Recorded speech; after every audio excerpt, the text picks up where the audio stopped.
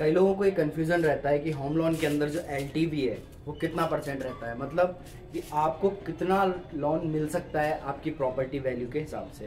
तो इस चीज़ को लेकर कन्फ्यूज़न होता है और सोचते भी कि यार मुझे लोन तो लेना है लेकिन समझ नहीं आ रहा कि मैं कितने लाख की प्रॉपर्टी खरीदूं, कितना परसेंट मुझे लोन मिल सकता है। तो आज हम उसी के बारे में बात करने वाले हैं जिसे हम एलटीवी बोलते हैं, लोन टू वैल्यू।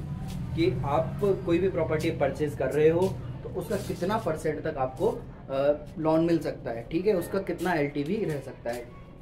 तो इसमें क्या है कि एज पर अगर आरबीआई गाइडलाइन हम बात करें तो एलटीवी को उन्होंने 3 तरह से डिवाइड किया है। एक है 30 लाख रुपीज़ तक लोन के लिए, दूसरा है 30 लाख टू 75 के लिए, और बाकी है अबव 75 के लिए, ठीक है।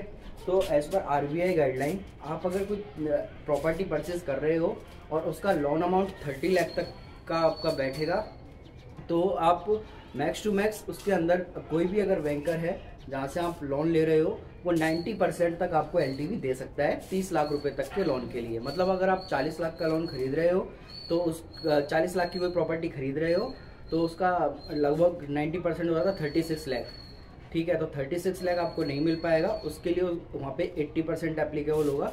अगर 30 लाख से प्लस आपका लोन बैठ रहा है, 30 लाख से कम का अगर लोन है तो 90% एलटीवी के अंदर वो आ जाएगा। अगर आपका loan amount 30 lakh to 75 lakh तक है, अगर ये है आपका, तो उसके अंदर जो एलटीवी रहेगा वो 80% रहेगा ऑफ प्रॉपर्टी वैल्यू। जो भी आपकी प्रॉपर्टी की कीमत है उसका 80% आपको फंड मिल सकता है, लेकिन उसके अंदर जो लोन अमाउंट है वो 30 लाख टू 75 लाख होना चाहिए, ठीक है। उसके अलावा अगर आप 75 लाख से ज़्यादा का कोई लोन लेते हो तो उसके अंदर जो एलटीवी को रखा गया है वो रखा गया है 75%। मतलब आप अपनी प्रॉपर्टी वैल्यू का 75% तक लोन ले सकते हो अगर आप 75 लाख से ऊपर का लोन लेना चाह रहे हो। तो आपको एक क्लियर हो गया होगा, अगर आपका 8-10 लाख 12 लाख का ही लोन है या छोटी प्रॉपर्टी है तो आपको 90% तक वहाँ एलटीवी मिल जाएगा।